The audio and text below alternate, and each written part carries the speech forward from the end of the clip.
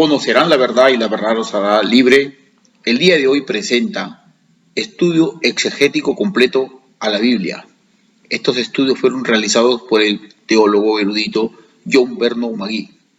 El tema que estudiaremos el día de hoy será la fe de los jueces y los profetas, entre los cuales destacan Gedeón, Bará, Sansón, Jefté, David, Samuel. Este tema de estos estudios está basado en la epístola a los Hebreos capítulo 11, versículo del 32 al 40. Coja su Biblia, papel, lápiz y suba el volumen porque nos dirigimos a través de la Biblia al tema del día de hoy. Que Dios los bendiga grandemente. Los dejo con el estudio. Amén. Ahora, en el versículo 32 de este capítulo 11 de la epístola a los Hebreos leemos: ¿Y qué más digo? Porque el tiempo me faltaría contando de Gedeón, de Barak, de Sansón, de Jefté, de David, así como de Samuel y de los profetas.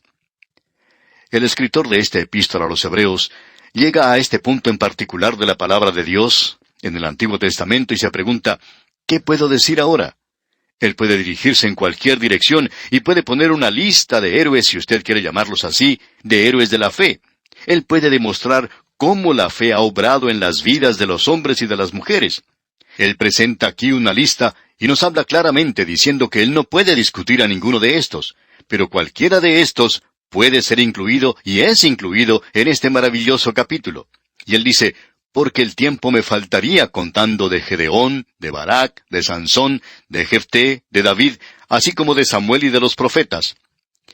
Nuevamente podemos apreciar aquí las guerras, la guerra de la fe en las vidas de estos hombres. No se mencionan detalles en cuanto a ninguno de ellos. Todos tienen algo en común. Cada uno de ellos mencionado aquí era un gobernante. Estos hombres que son mencionados como Gedeón, Barak y Sansón, así como Jefté y Samuel, eran todos jueces.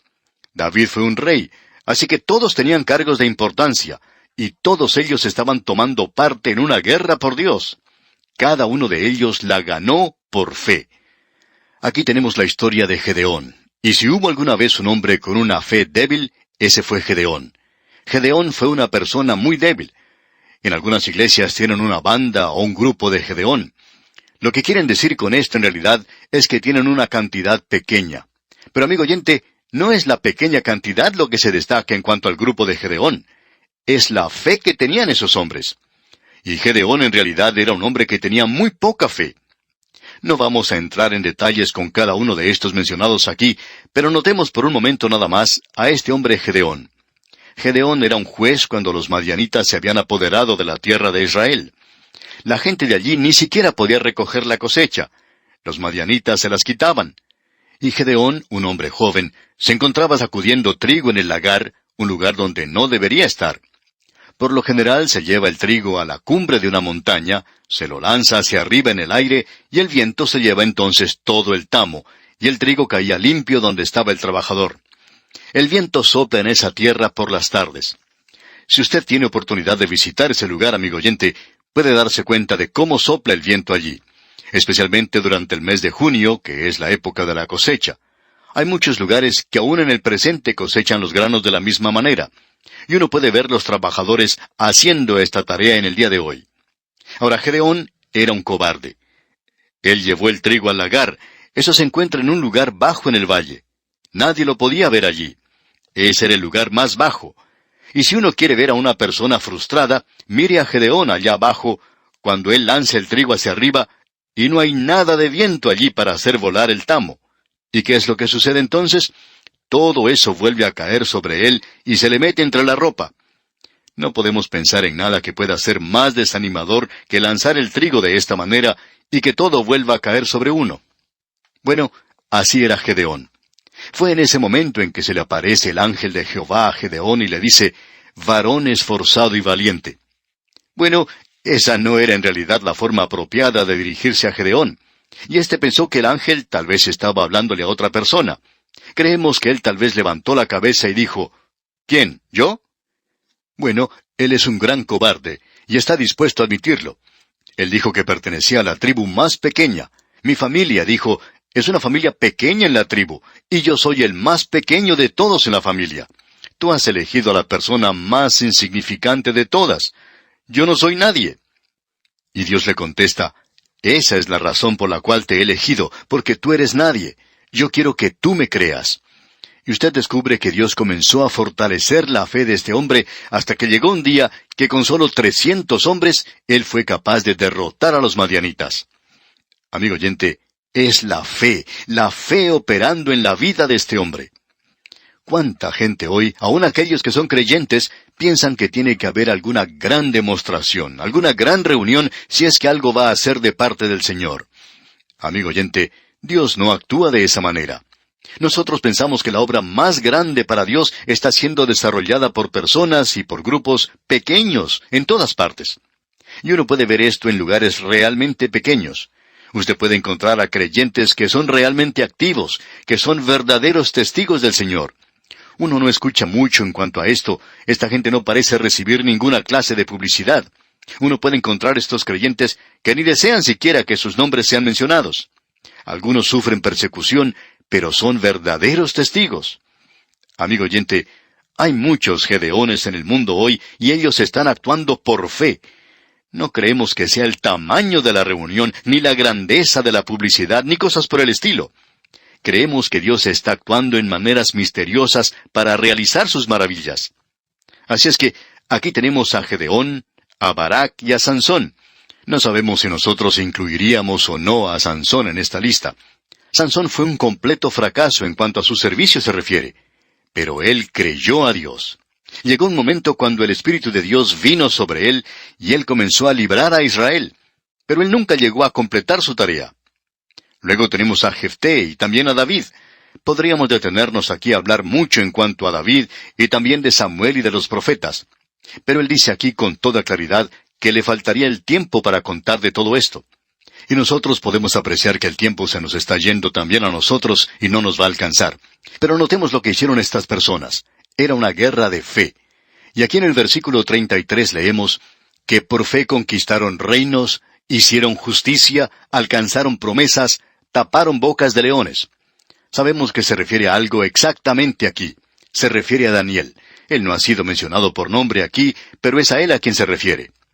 Y en el versículo 34 leemos, apagaron fuegos impetuosos, evitaron filo de espada, sacaron fuerzas de debilidad, se hicieron fuertes en batallas, pusieron en fuga ejércitos extranjeros. La guerra de la fe. Y estos son los victoriosos, amigo oyente.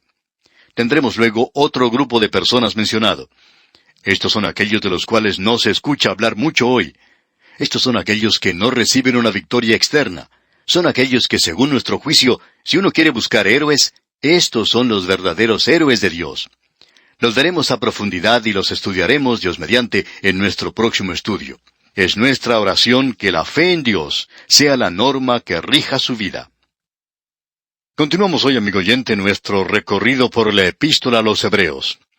Y opinamos que hemos llegado ahora a un punto culminante del capítulo 11 de esta epístola, porque hemos podido apreciar una fe que ha sido utilizada en la vida de hombres y mujeres de todas las edades, bajo todas las circunstancias y bajo todas las condiciones. Y hemos podido ver las maravillosas historias sagradas, las guerras y las batallas. Y en el versículo 35 podemos apreciar la amplitud de la fe. Amigo oyente, esto ha entrado a cada una de las áreas de la vida. El versículo 35 comienza diciendo, las mujeres recibieron sus muertos mediante resurrección. Usted puede recordar a la viuda de Sarepta, donde se alojó el profeta Elías. El versículo 35 en su totalidad dice entonces, las mujeres recibieron sus muertos mediante resurrección, mas otros fueron atormentados, no aceptando el rescate, a fin de obtener mejor resurrección. Es decir que aquí se está hablando en cuanto a los mártires. Escuche lo que dice ahora el versículo 36. Otros experimentaron vituperios y azotes, y a más de esto, prisiones y cárceles. Ahora, el escritor de esta epístola está hablando en cuanto a otros que están en contraste con aquellos de los cuales había estado hablando antes. Y estos otros, dice, experimentaron vituperios y azotes, y a más de esto, prisiones y cárceles. Luego en los versículos 37 y 38 agrega, fueron apedreados, aserrados, puestos a prueba, muertos a filo de espada. Anduvieron de acá para allá cubiertos de pieles de ovejas y de cabras, pobres, angustiados, maltratados, de los cuales el mundo no era digno, errando por los desiertos, por los montes, por las cuevas y por las cavernas de la tierra. Ahora aquí tenemos otro grupo de gente. Estos no ganaron grandes victorias en el campo de batalla. Ellos no se movieron triunfantes en la amplia plataforma de la vida. No entraron en la arena de la vida ante grandes audiencias y realizaron grandes hazañas para Dios. Estos son los otros. Tuvieron pruebas, fueron vituperados, azotados y estuvieron en prisiones y en cárceles. Fueron apedreados, aserrados. Y se dice que así es como murió Isaías. Por supuesto que todo lo que tenemos en cuanto a eso es una tradición nada más. Pero el historiador Jerónimo indica muy insistentemente que así es como murió Isaías, aserrado. Esa es una muerte cruel, horrible. Ellos pues fueron puestos a prueba, muertos a filo de espada. Ahora quisiéramos que usted note el contraste que existe aquí. En el versículo 34 se habla en cuanto a victorias que fueron ganadas, cómo ellos subyugaron a los reinos, de cómo hicieron justicia, alcanzaron promesas, taparon las bocas de los leones, apagaron fuegos impetuosos, evitaron filo de espada. Estos escaparon del filo de la espada. Pero estos otros que se mencionan aquí fueron muertos a filo de espada. Ahora, ¿cómo explica uno eso? Un grupo, por la fe, escapó del filo de la espada. ¿Qué podemos decir en cuanto al otro grupo? Ellos no escaparon del filo de la espada. Ellos fueron muertos con la espada. Así es que tenemos aquí a un grupo completamente diferente. ¿Y cómo va uno a explicar esto? Bueno, lo que tenemos ante nosotros debemos decir que es un tema bastante difícil y lo podemos llamar ¿por qué sufre el justo? Sabemos que es muy fácil responder a esto si uno está gozando de buena salud y decir simplemente, bueno, Dios los está probando. Vamos a ver eso en el próximo capítulo. Pero aquí tenemos que toda esta gente pasó a través de esto por la fe. Ellos no estaban mirando a esto como si estuvieran pasando por una prueba o algo por el estilo. Ellos lo soportaron porque lo hicieron por fe. Ellos confiaron en Dios cuando el día era tenebroso, cuando la noche era larga, cuando el sufrimiento era tremendo, cuando no había en ninguna manera libertad para ellos. Otros fueron muertos a filo de espada. Estamos hablando de otros hoy. Es hermoso poder levantarse y citar un versículo de las Escrituras, como el Salmo 34, versículo 7, donde dice, «El ángel de Jehová acampa alrededor de los que le temen y los defiende». Luego el versículo 19 dice, «Muchas son las aflicciones del justo, pero de todas ellas le librará Jehová». Eso es algo maravilloso, amigo oyente. Y Dios hace eso. Pero ¿qué podemos decir en cuanto a los otros? Aquellos que no pudieron escapar del filo de la espada. ¿Qué podemos decir de aquellos que sufrieron? Esteban pudo mirar a los líderes religiosos de su día y decirles, ¿a cuál de los profetas no persiguieron vuestros padres? La vida del profeta nunca fue fácil, y Esteban mismo fue el primer mártir de la era cristiana. Y él continuó diciendo, y mataron a los que anunciaron de antemano la venida del justo, de quien vosotros ahora habéis sido entregadores y matadores. Eso fue lo que les dijo Esteban antes de que ellos le apedrearan y le dieran muerte. Cuando el Señor Jesucristo llamó a Saulo de Tarso, a ese inteligente joven fariseo, dijo de él, «Yo le mostraré cuánto le es necesario padecer por mi nombre». Y el Señor Jesucristo, hablando muy claramente, dice en Juan 16:33, «En el mundo tendréis aflicción, pero confiad, yo he vencido al mundo». Cuando Pablo y Bernabé salieron en su viaje misionero, dice allá en el libro de los Hechos, capítulo 14, versículo 22, fueron confirmando los ánimos de los discípulos, exhortándoles a que permaneciesen en la fe y diciéndoles, es necesario que a través de muchas tribulaciones entremos en el reino de Dios. Amigo oyente, hay muchas personas que demuestran su fe ganando batallas, demuestran su fe cuando son librados del peligro. Y luego hay otros, gran multitud de ellos, que sufren por la fe. A través de la larga historia de la Iglesia, ha habido, por ejemplo, los waldenses, los albigenses, los hugonotes y muchos otros. Ya hemos mencionado a una fiel creyente que sufría mucho, que era imposible que alguien la tocara y que fue bautizada en su propio hogar porque no podía salir de él. Esta mujer padeció mucho y luego pasó a la presencia del Señor. Y hay muchos hoy que están en sus lechos de dolor, sufriendo grandes angustias y dolores, escuchando aún este programa. Quizá miles de personas en estas condiciones. Es muy lindo poder leer en cuanto a salir al escenario de la vida y lograr una gran victoria. Es maravilloso poder informar que uno ha recibido sanidad. Pero, ¿qué en cuanto a aquellos que están sufriendo en su lecho de dolor, amigo oyente? ¿Qué podemos decir en cuanto a aquel creyente en un lugar apartado por allá, y muchos de ellos sufriendo por amor al Señor Jesucristo? Hay muchos, ya sean misioneros o ministros, pastores, creyentes, que están sufriendo hoy por amor al Señor Jesucristo. ¿Y qué podemos decir en cuanto a esto, amigo oyente? Quisiéramos compartir con usted algo que aprendimos recientemente y que nos ilustra esto. El apóstol Pedro, en su primera epístola, capítulo 4, versículos 12 y 13, dice: Amados, no os sorprendáis del fuego de prueba que os ha sobrevenido, como si alguna cosa extraña os aconteciese, sino gozaos, por cuanto sois participantes de los padecimientos de Cristo, para que también en la revelación de su gloria os gocéis con gran alegría. Y el apóstol Pablo, escribiendo su epístola a los Colosenses, dice en el capítulo 1, versículo 24, Ahora me gozo en lo que padezco por vosotros, y cumplo en mi carne lo que falta de las aflicciones de Cristo. Al leer esto, uno se hace la siguiente pregunta: ¿qué es lo que quiere decir Pablo con lo que falta de las aflicciones de Cristo? ¿Acaso no fue la muerte de Cristo y su resurrección por nosotros algo completo, perfecto? Por cierto que lo fue, amigo oyente. Pero hubo ciertos sufrimientos que no eran sufrimientos redentores, sufrimientos que Él tuvo en su vida aquí en la tierra. El sufrimiento de redención tuvo lugar en la cruz. Ninguno de nosotros puede agregar nada a eso. Pero usted y yo, amigo oyente, nosotros vamos a tomar una posición por Él y pensamos que debemos pagar un precio. Algunos de nosotros debemos sufrir un poquito. Muchos de nuestros oyentes han conocido de la enfermedad del cáncer que el autor de estos estudios bíblicos, el Dr. J. Vernon McGee, tuvo que padecer durante su vida. Debido a su ministerio radial, él tuvo la oportunidad de visitar muchos lugares y había prometido dar toda la gloria al Señor si él era sanado conforme al deseo de su corazón. Conocedores de esta enfermedad, muchos de los oyentes del programa A Través de la Biblia, le enviaron cartas personales afirmando que ellos también padecían de esta enfermedad, que para ellos parecía incurable. Por supuesto que se hizo oración insistente por la sanidad de estos enfermos, pues ellos pidieron hacerlo. Sin embargo, de repente se recibió noticias de un ser querido que había fallecido debido a esa enfermedad. Más tarde, otra señora escribió diciendo que su esposo falleció debido al cáncer y que en vida sufrió mucho. Así que uno comienza a mirar esto desde otro punto de vista.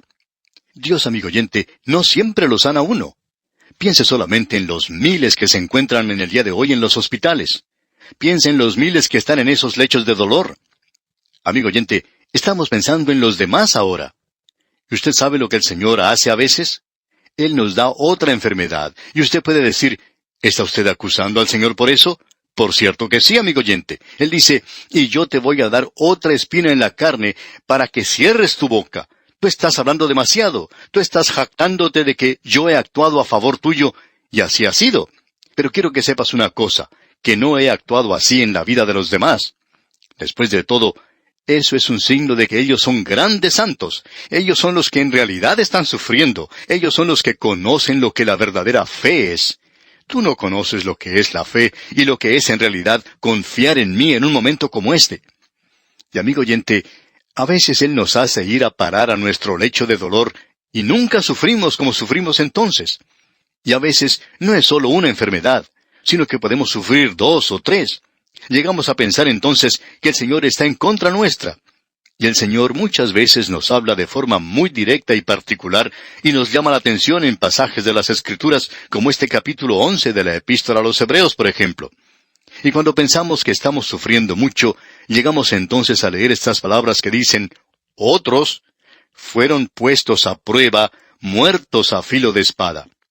Otros sufrieron y lo hicieron por la fe, amigo oyente.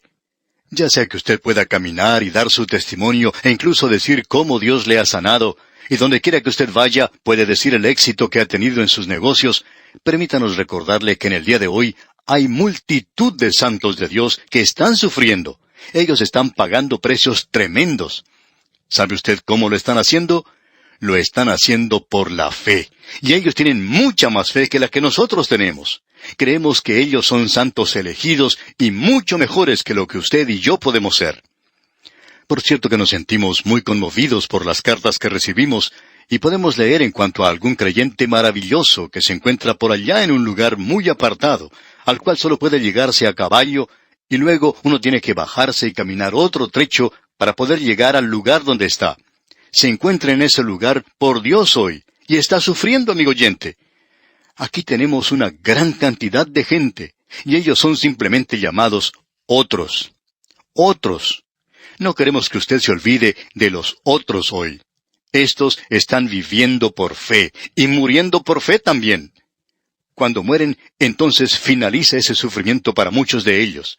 Y al entrar a la presencia del Señor, ya no morirán jamás.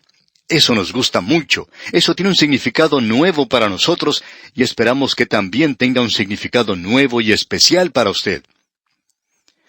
Continuando ahora con este capítulo 11 de la Epístola a los Hebreos, leamos los versículos 38 y 39.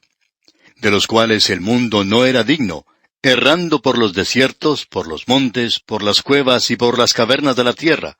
Y todos estos, aunque alcanzaron buen testimonio mediante la fe, no recibieron lo prometido. Ahora, ¿cuál fue la promesa que no recibieron? Dios hizo muchas promesas y muchos de ellos recibieron las promesas que Él hizo. Pero esta promesa es que Dios los resucitaría y que se establecería un reino sobre la tierra. Ellos no han recibido aún esa promesa porque Dios aún está separando a un pueblo para su propio nombre, como dice aquí en la Epístola a los Hebreos capítulo 2 y versículo 10, habiendo de llevar muchos hijos a la gloria. Aquí se nos da la razón para esto.